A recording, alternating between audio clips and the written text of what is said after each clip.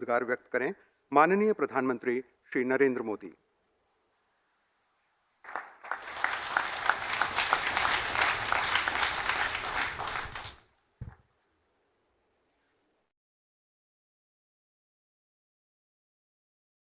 आदरणीय उपराष्ट्रपति जी,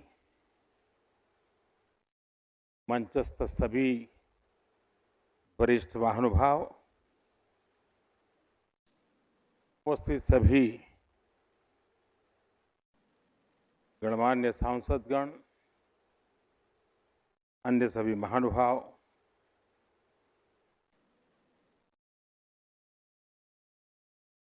जितना मैं वेंकैया जी को जानता हूं,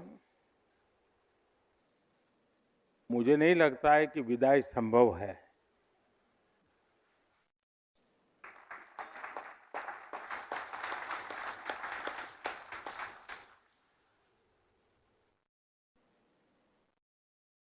ग्यारह तारीख के बाद आप जरूर अनुभव करेंगे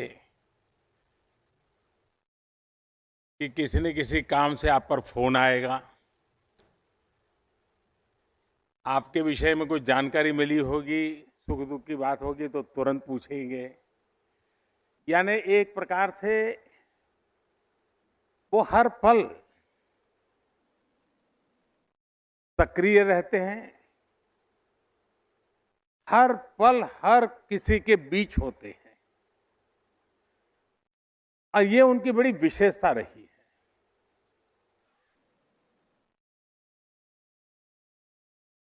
उनके जीवन की भी क्षमता को अगर हम देखें, मैं जब पार्टी संगठन का काम करता था और उस समय अटल जी की सरकार बनी, मंत्रिपरिषद की रचना हो रही थी,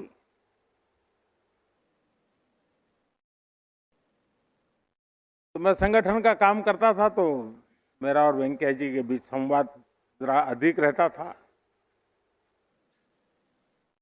उन्होंने मुझे कहा कि वैसे तो ये प्रधानमंत्री का ही अंतिम निर्णय होता है कि कौन मंत्री बनेगा, किस मंत्री को क्या काम मिलेगा, कौन सा डिपार्टमेंट रहेगा, और ये भी तय था कि साउथ में से वेंकैया जी जैसे वरिष्ठ नेता का मंत्री होना तय था। लेकिन वो चाहते थे कि बहुत बड़ा तामझाम वाला, जरा ग्लैमरस ऐसा कोई डिपार्टमेंट मुझे बचाइए। और बोले अगर प्रधानमंत्री जी को बुरा न लगे तो मेरी इच्छा है कि मेरे मन का काम अगर है वो है ग्रामीण विकास। अगर मुझे ग्रामीण विकास का काम मिले तो मैं करना चाहता हूं। यानी ये पैशन, ये अपने आप में बहुत बड़ी बात है। अटल जी को वेंकैया जी की और भी जरूरतें थी, लेकिन चूंकि उनका मन ये था तो अटल जी ने उस प्रकार से निर्णय भी किया और उस काम को बखूबी वेंकैया जी ने निभाया। अब और एक विशेषता देखिए, वेंकैया जी शायद एक ऐसे व्यक्ति हैं कि जिन्होंने ग्रामीण विकास मंत्रालय तो देखा ही देखा, शहरी विकास भी देखा। यानी एक प्रकार से विकास के जो प्रमुख दोनों पहलू कहें, उसमें उन्होंने अपनी महारत दिखाई। वे पहले ऐसे उपराष्ट्रपति थे,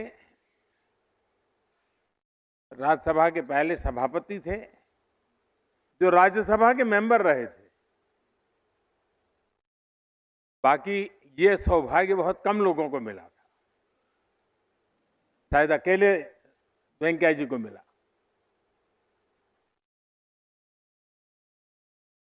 अब जो स्वयं लंबे समय तक राज्यसभा में रहे हो, जो पार्लियामेंट्री अफेयर्स के रूप में कार्यभार देख चुके हो, इसका मतलब है कि उनको सदन में क्या क्या चलता है, पर्दे के पीछे क्या चलता है, कौन सा दल क्या करेगा, ट्रेजरी बैंक की तरफ से क्या होगा, सामने से क्या होगा, वो उठ करके उसके पास गया, मतलब ये खुराफत कुछ चल रही है। इन सारी बातों का उनको भली भांति अंदाज था और इसलिए सभापति के रूप में दोनों तरफ उनको पता रहता था कि आज ये करेंगे और ये उनका जो अनुभव था वो ट्रेजरी बेंच के लिए उपयोगी होता था, तो विपक्ष के मित्रों के लिए परेशानी भी का कारण बनता था कि पता चल जाता था। लेकिन उन्होंने सदन को और अधिक सक्षम बनाना, सांसद का बेस्ट देश को कैसे मिले ये उसकी चिंता, पार्लियामेंट्री कमिटीज अधिक प्रोडक्टिव हो, आउटकम ओरिएंटेड हो और वैल्यू एडिशन करने वाली हो। शायद वेंकैया जी पहले ऐसे सभापति रहे होंगे जिन्होंने पार्लियामेंट्री कमिटीज के फंक्शन के संबंध में भी इतनी चिंता की होगी और राजी नाराजी व्यक्त करते हुए उसमें सुधार लाने का एक निरंतर प्रयास किया। मैं आशा करता हूं कि आज जब हम वेंकैया जी के कार्यों की सराहना करते हैं तो साथ साथ हम संकल्प भी करें कि सभापति के रूप में एक सांसद के नाते हम लोगों से उनकी जो अपेक्षाएं रही हैं उन अपेक्षाओं को परिपूर्ण करके सच्चे अर्थ में उनकी सलाह को हम जीवन में यादगार बनाएंगे तो मैं समझता हूं बहुत बड़ी सेवा होगी। वेंकैया जी समय का सर्वाधिक उपयोग कैसे हो उनके व्यक्तिगत जीवन में बहुत यात्रा करना, स्थान स्थान पर खुद जाना, ये उनके पिछले 5 दशक की जिंदगी रही है। लेकिन जब कोरोना काल आया, हम लोग मजाक में एक बार बैठे थे तो बातें चल रही थी, मैंने कहा इस कोरोना के कारण और ये लॉकडाउन के कारण सबसे ज्यादा मुसीबत किसको आएगी। मैंने अपने साथियों को पूछा था, सब लोगों को लगा कि मोदी जी ये क्या पूछ रहे हैं। मैंने कहा कल्पना कीजिए सबसे ज्यादा तकलीफ किसको आएगी, तो कोई जवाब मिला नहीं। मैंने कहा कि इस परिस्थिति की सबसे ज्यादा मुसीबत अगर किसी को आएगी तो वेंकैया नायडू को आएगी, क्योंकि वो इतने दौड़ धूप करने वाले व्यक्ति, उनके लिए एक जगह पे बैठना ये बहुत बड़ा पनिशमेंट का कालखंड था उनके लिए। लेकिन वे इनोवेटिव भी हैं और उसके कारण उन्होंने इस कोरोना कालखंड का एक बड़ा रचनात्मक उपयोग किया। उन्होंने, मैं एक शब्द प्रयोग करना चाहूंगा, वो विद्वान लोगों की नजर में ठीक होगा कि नहीं मैं नहीं जानता हूं, लेकिन वो टेली यात्रा करते थे। और टेली यात्रा उन्होंने क्या किया, सुबह टेलीफोन डायरी लेके बैठते थे और पिछले 50 साल में देश भर में भ्रमण करते करते सार्वजनिक जीवन में, राजनीतिक जीवन में जिन जिन लोगों से उनका संबंध आया है उसमें जो वरिष्ठ लोग थे, डेली 30, 40, 50 लोगों को फोन करना, उनके हाल पूछना, कोरोना के कारण कोई तकलीफ तो नहीं है इसकी जानकारी प्राप्त करना और हो सके तो मदद करना। उन्होंने समय का इतना सदुपयोग किया था, लेकिन उन दूर सुदूर इलाकों में छोटे छोटे कार्यकर्ताओं को जब उनका टेलीफोन आता था तो वो तो ऊर्जा से भर जाता था। इतना ही नहीं, शायद ही कोई एमपी ऐसा होगा कि जिन्होंने कोरोना काल में वेंकैया जी की तरफ से फोन उनको ना आया हो, उनका खबर न पूछी हो, वैक्सीनेशन की चिंता न की हो। यानी एक प्रकार से परिवार के एक मुखिया की तरह उन्होंने सबको संभालना, सबकी चिंता करने का भी उनका प्रयास रहा।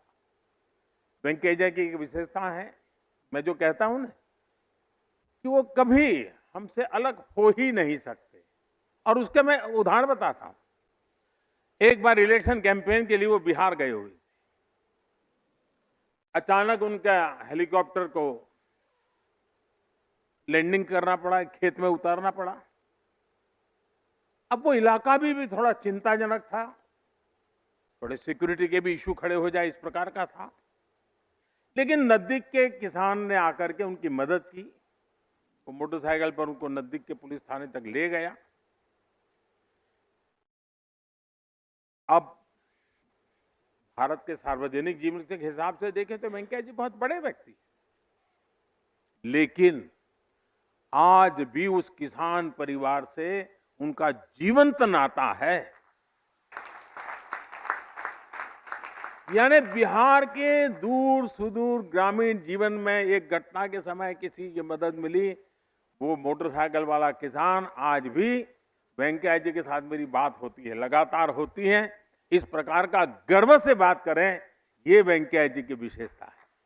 और इसलिए मैं कहता हूं कि वे हमेशा हमारे बीच एक सक्रिय साथी के रूप में रहेंगे, मार्गदर्शक के रूप में रहेंगे। उनका अनुभव हमारे लिए काम आता रहेगा। आने वाले उनका कार्यकाल अधिक अनुभव के साथ अब वेंकैया जी समाज की एक नई जिम्मेवारी की तरफ आगे बढ़ रहे हैं। तब ये बात सही है। आज सुबह जब वो कह रहे थे तो उन्होंने कहा कि भाई मुझे जब ये दायित्व आया तो मेरा एक पीड़ा का कारण ये था कि मुझे मेरी पार्टी से इस्तीफा देना पड़ेगा। जिस पार्टी के लिए मैंने जीवन खपा दिया उससे मुझे इस्तीफा देना पड़ेगा। उसका मुझे वो संवैधानिक आवश्यकता थी। तो लेकिन मुझे लगता है कि वो 5 साल की जो कमी है वेंकैया जी जरूर भरपाई कर देंगे। जरूर उन पुराने सारे साथियों को प्रेरित करना, प्रोत्साहित करना, पुरस्कृत करने का उनका काम निरंतर जारी रहेगा। मेरी तरफ से, आप सबकी तरफ से वेंकैया जी का जीवन हम लोगों के लिए एक बहुत बड़ी अमानत है, बहुत बड़ी विरासत है। उनके साथ जो कुछ भी हमने सीखा है उसको हम आगे बढ़ाएं। भाषा के प्रति उनकी जो उनका लगाव है और उन्होंने मातृभाषा को जिस प्रकार से प्रतिष्ठित करने का प्रयास किया है उसको आगे बढ़ाने के और भी प्रयास हुए। इसमें आप में से शायद लोगों को अगर रुचि हो तो मैं आग्रह करूंगा, भाषिणी एक वेबसाइट भारत सरकार ने लॉन्च की हुई है। जिस भाषिणी में हम भारतीय भाषाओं को, उसकी समृद्धि को और हमारी अपनी ही भाषाओं को एक भाषा में से दूसरी भाषा में अगर इंटरप्रिटेशन करना है, ट्रांसलेशन करना है, तो उसमें सारी व्यवस्था है। ये बहुत ही अच्छा टूल बना हुआ है जो हम लोगों को काफी काम आ सकता है। लेकिन उसमें से मुझे एक और विचार आया है। मैं चाहूंगा कि स्पीकर महोदय भी और हरिवंश जी भी, हरिवंश जी तो उसी दुनिया के व्यक्ति हैं, शब्द के साधक हैं, जरूर उस दिशा में काम हो सकता है। दुनिया में डिक्शनरी में नए शब्द जोड़ने की परंपरा रहती है और ऑफिशियली अनाउंस भी होता है। एक बड़ा उसका महात्मा होता है कि फलाने देश की फलानी भाषा का फलाना वर्ड अब अंग्रेजी की उस डिक्शनरी में अब स्थान प्राप्त कर रहा है, उसका गौरव भी होता है। जैसे हमारा गुरु शब्द है, वो आज अंग्रेजी डिक्शनरी में उसका हिस्सा बन चुका है। वो ऐसे कई शब्द होते हैं। हमारे यहाँ जो मातृभाषा में भाषण हो पार्लियामेंट, दोनों सदन, उसमें कई लोगों के पास से बहुत बढ़िया शब्द निकलते हैं और भाषा के लोगों के लिए वो शब्द बड़ा सार्थक भी लगता है और बड़ा इंटरेस्टिंग लगता है। क्या हमारे दोनों सदन हर साल इस प्रकार के नए शब्द कौन से आ रहे हैं जो सचमुच में हमारी भाषा वैविध्य को लेकर के आते हैं, नए तरीके से आते हैं, उसका संग्रह करते चलें, और हर वर्ष एक बार अच्छे शब्दों का संग्रह भी हम प्रकट करने की परंपरा खड़ी करें, ताकि हमारी मातृभाषा का जो वेंकैया जी का एक लगाव रहा है, उनकी इस लीगेसी को हम आगे बढ़ाएंगे। और जब भी हम इस काम को करेंगे, हमें हमेशा वेंकैया जी की बातें याद आएगी और एक जीवंत काम हम खड़ा कर देंगे। मैं फिर एक बार आप सबको बहुत शुभकामनाएं देता हूं। वेंकैया जी को, उनके पूरे परिवार को अनेक अनेक शुभकामनाओं के साथ बहुत बहुत धन्यवाद।